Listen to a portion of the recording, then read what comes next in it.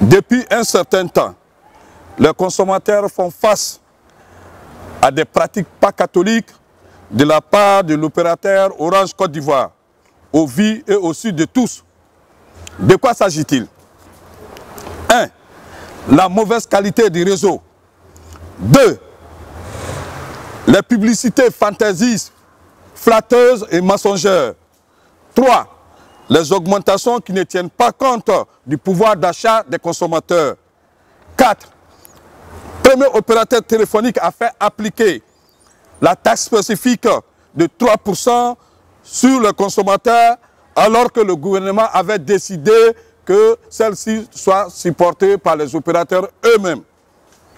5. Le dernier cas d'augmentation est celui de l'entrée en vigueur depuis le 29 novembre 2017 de la grille tarifaire du retrait Orange Money. 6. La question e-facture qui consiste à remplacer les factures physiques support papier émises par Orange Côte d'Ivoire par des factures électroniques alors que le consommateur ne puisse faire son choix. Sachant très bien le manque de couverture nationale par le réseau Orange Côte d'Ivoire est une réalité.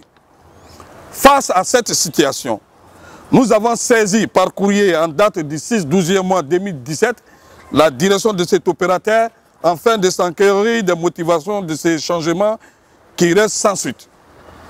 Vu le manque de considération de Orange Côte d'Ivoire vis-à-vis des consommateurs que nous sommes, vu que Orange Côte d'Ivoire, de par ses actes, crée un État dans un État, le collectif décide d'une opération de boycott de tout produit et service d'Orange Côte d'Ivoire. Les 28, les 29 et 30 décembre 2017. C'est par cet élan de solidarité que nous pourrons mettre fin au dictat de Orange Côte d'Ivoire qui n'a que trop d'yeux. Consommateurs de Côte d'Ivoire, aucun opérateur économique ne peut résister face au boycott de 48 heures. Montrons à Orange Côte d'Ivoire que le client est roi, montrons à Orange Côte d'Ivoire que le pouvoir se trouve entre nos mains.